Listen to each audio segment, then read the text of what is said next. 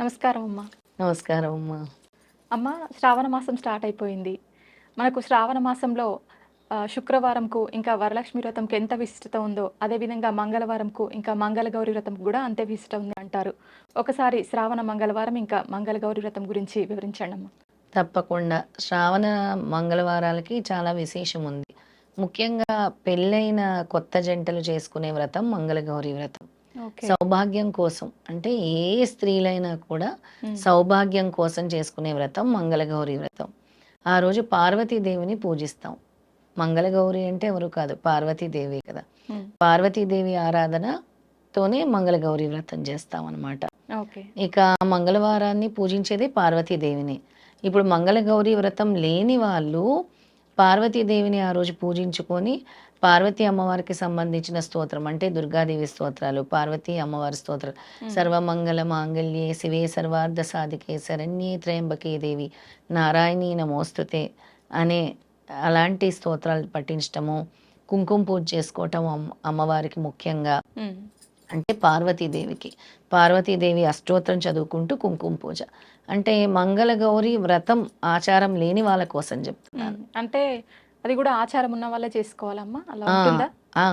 మంగళగౌరి వ్రతం అనేది అందరికీ ఉండదు. ఓకే. కొంతమందికి ఆచారంగా ఉంటుంది. ఓకే. ముఖ్యంగా చాలామంది పెళ్ళైన కొత్త జంటలు చేస్తారు. హుహు. ఆ అమ్మాయితో చేయిస్తారు. అంటే సౌభాగ్యంగా ఉండాలి, పెళ్ళయింది కదా! అవును. నిండు నూరేళ్ళు చల్లగా ఉండాలి, పసుపు కుంకాలు సౌభాగ్యంతో ఉండాలి అని ఆచరిస్తారనమాట. ఓకే. అలా ఆచారం ఉన్నవాళ్ళే చేస్తారు. అందరికీ ఆచారం ఉండదు. ఆచారం లేని వాళ్ళు కూడా శ్రావణ మంగళవారాల్ని అమ్మవారిని పూజించుకోవచ్చు మామూలుగా. మాకు ఈ ఆచారం లేదు, హ్మ్. మేము పూజించలేకపోతున్నాము అమ్మవారిని అనుకునే వాళ్ళు హ్మ్. చక్కగా కుంకుమ పూజ. చాలామంది కూడా కుంకుమ పూజ శ్రీచక్రం ఉంటుంది ఈ మధ్య కాలంలో ఇంట్లో. హ్మ్. లేని వాళ్ళు కూడా చక్కగా తమలపాకు తీసుకొని ఏదైనా అమ్మవారి ప్రతిమ తీసుకొని అమ్మవారి ప్రతిమ ఉంటుంది కదా! అవును. లేదంటే కాయిన్‌నే అమ్మవారి ప్రతిమగా అనుకోవాలి. హ్మ్. అనుకోని కుంకుమ పూజ అష్టోత్తరం చదువుతూ చేసుకోవాలి. ఓకే. ఏ పూజకైనా ప్రథమంగా విఘ్నేశ్వరుడిని తలుచుకొనే చేయాలి. అవును. విఘ్నేశ్వరుడు మంత్రం చదవకుండా ఏ పూజ కూడా మొదలుపెట్టకూడదు. ఓకే. ముందుగా విఘ్నేశ్వరుడిని తలుచుకొని హ్మ్. అప్పుడు చేయాలి. అప్పుడు కుంకుమ పూజ అంటే అలాంటి కుంకుమ పూజ చేసుకోవచ్చు. ఎవ్వరైనా చేసుకోవచ్చు. హ్మ్. ఆచారం లేని ఎటువంటి వాళ్ళైనా ఈ కుంకుమ పూజ చేసుకోవచ్చు. అదే మంగళగౌరి వ్రతం ఉండేవాళ్ళు, ఆచారం ఉండేవాళ్ళు హ్మ్. మంగళగౌరి వ్రతంలో ముందుగా విఘ్నేశ్వరుడిని తయారు చేసుకొని అంటే పసుపుతో తయారు చేసుకున్న విఘ్నేశ్వరుడిని పెట్టుకొని హ్మ్. విఘ్నేశ్వరుడిని పూజిస్తారు. తర్వాత మంగళగౌరి అమ్మవారిని చక్కగా కొబ్బరి చిప్ప తీసుకొని అందులో మంగళగౌరిలాగా కూడా అమ్మవారిని పెట్టుకుంటారు. పసుపుతోనే తయారు చేసి ఓకే. గౌరీదేవిని పెట్టుకొని పూజిస్తారు. కొంతమందికి కలశం పెట్టుకునే ఆచారం ఉంటుంది. కలశం కూడా పెట్టుకుంటారనమాట. అమ్మ, పెట్టుకొని మనం పూజిస్తారు. వరలక్ష్మి వ్రతం అప్పుడైతే ప్రత్యేకంగా అమ్మవారి ప్రతిమ పెట్టి అదంతా అలంకరిస్తాం గదా! హ్మ్. ఇప్పుడు కూడా అలా ఏమన్నా ఉంటుందమ్మా? ప్రత్యేకంగా అలంకరణ అదంతా? అంటే అలంకరణ ఇష్టం ఉండేవాళ్ళు పార్వతీదేవి అలంకరణ అలా చేసుకుంటారు. ఓకే. లేదు సింపుల్‌గా గౌరీదేవిలా తయారు చేసుకొని హ్మ్. చేసుకుంటారు. పసుపుతోనే గౌరీదేవిని చేసుకుంటారు. ఓకే. ఆ గౌరీదేవికే మంగళగౌరి వ్రతంగా పూజిస్తారు. ఓకే. కొంతమంది మేము అలంకరణ చేసుకుంటాము హ్మ్. అమ్మవారిని, మంగళగౌరిని చేసుకుంటాం అన్నవాళ్ళు మంగళగౌరిగా అలంకరణ కూడా చేసుకుంటారనమాట. ఓకే. ప్రత్యేకంగా నైవేద్యాలు ఎటువంటి పుష్పాలతో పూజించాలి ఇలా ఏమన్నా ఉంటుందమ్మా? తోరణాలనేది చాలా ఇంపార్టెంట్. తోరణాలు హ్మ్. కట్టుకుంటారు ఆ రోజు అమ్మవారికి. హ్మ్. తోరణాలు తయారు చేసుకుంటారు. అవి కట్టుకోవాలి. వ్రతాన్ని ఆచరించే వాళ్ళు తోరణాలు పూజ చేసుకోవాలి. ముందుగా గణపతి పూజ చేసుకోవాలి. హ్మ్. తర్వాత తోరణం పూజ చేసుకోవాలి. తర్వాత కలశ పూజ చేసుకోవాలి. హ్మ్. ఇదంతా వ్రత విధానం ఉంటుంది. ఆ విధానాన్ని పాటించాలి. ముఖ్యంగా వ్రత కథ ఉంటుంది ఆ రోజు. హ్మ్. ఒక పీఠం ఏర్పాటు చేసుకోవాలి. పీఠం మీద మనము మంగళగౌరిని పెట్టుకొని చేసుకునే విధానం. అంటే ఇది అందరూ చేసుకోకూడదు కాబట్టి ఆచారం ఉండే వాళ్ళకి వాళ్ళ ఆచారం బట్టి వాళ్ళు చేసుకుంటూ ఉంటారు. ఈ నైవేద్యాలు మంగళగౌరి. ఎటువంటి నైవేద్యాలు సమర్పించాలమ్మా? పార్వతీదేవికి ఇష్టమైన నైవేద్యాలు పులిహోర, హ్మ్. పొంగలి, అలాగే బూరెలు. హ్మ్. బూరెలనేవి పార్వతీ అమ్మవారికి పెడతారు, లక్ష్మీ అమ్మవారికి పెడతారు. ఎక్కువ గారెలు పెడతారు. ఓకే. గారెలు పెడతారు పార్వతీ అమ్మవారికి. ఇలాంటి నైవేద్యాలన్నీ కూడా పెట్టుకోవచ్చు. తప్పకుండా ముత్తైదువుల్ని పిలిచి హ్మ్. పసుపు కుంకాలు మాత్రం ఇవ్వాలి మంగళగౌరి వ్రతం రోజు కూడా. ఓకే. సౌభాగ్యం కోసం చేసే పూజే ఈ మంగళగౌరి వ్రతం. ఓకే. ఎవరికైతే ఈ సౌభాగ్యం కావాలో వాళ్ళందరూ కూడా పార్వతీ అమ్మవారిని పూజిస్తారు. ఓకే. ప్రతి ఆడపిల్ల సౌభాగ్యం కోరుకుంటుంది. అందుకే ఆ రోజు పార్వతీదేవిని నమస్కరించుకుంటే చాలా మంచిది.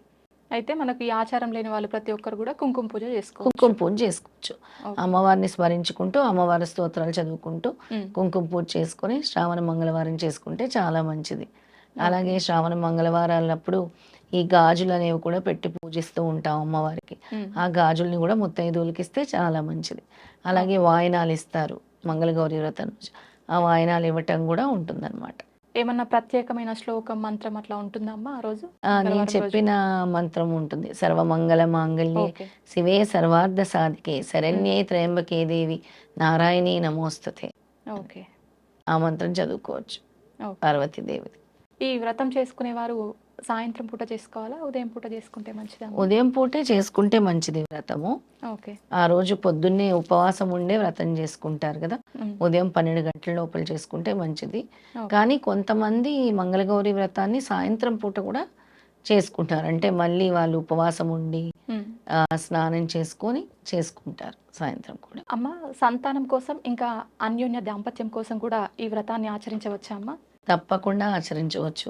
చాలామంది భార్యాభర్తలు చాలా గొడవలతో, ఇబ్బందులతో అంటే మానసిక అశాంతితో కూడా బాధపడుతూ ఉంటారు. అలాంటి వాళ్ళు కూడా అన్యోన్య దాంపత్యం కోసము, అలాగే సంతానం కోసం కూడా ఈ మంగళగౌరి వ్రతాన్ని ఆచరించవచ్చు. ఓకే. వాళ్ళు బియ్యపిండి, బెల్లంతో కలిపిన 5 పిండి దీపాల్ని ఆ రోజు వెలిగించుకుంటే చాలా మంచిది. బియ్యపిండి, బెల్లం అంటే ఎట్లా అమ్మా? అంటే రెండు బియ్యపిండి, మిశ్రమమా? బెల్లం మిశ్రమాన్ని కలిపి ఓకే. దీపాలుగా తయారు చేసుకొని, అందులో కొద్దిగా నెయ్యి వేసి ఓకే. వెలిగించుకుంటే చాలా మంచిది. అలాగే శ్రీకృష్ణుడు ద్రౌపదికి చెప్పిన వ్రతం గూడా ఈ మంగళగౌరి వ్రతం. శ్రీకృష్ణుడే ఓకే. ద్రౌపదికి చెప్పి చేయించిన వ్రతం ఇది మంగళగౌరి వ్రతం. ఓకే. ఇందాక నేను చెప్పాను గదా! శ్రావణ మాసం అంటే ఈశ్వరుడు ఆలాహలము. అంటే ఎప్పుడైతే ఈ ప్రళయం రాబోతుందో అందరికీ గూడా ఒక ఉపద్రవం రాబోతుంది. హ్మ్. అప్పుడు అందరిని సమస్త జీవరాశుల్ని తమ బిడ్డలుగానే చూస్తారు. హ్మ్. పార్వతీ పరమేశ్వరులు అంటే తల్లి, తండ్రే. ఇంక వాళ్ళు వేరే కాదు గదా! హ్మ్. అప్పుడు ఇలాంటి ఉపద్రవం వచ్చిందని ఈశ్వరుడు పార్వతీదేవి వంక చూస్తాడనమాట.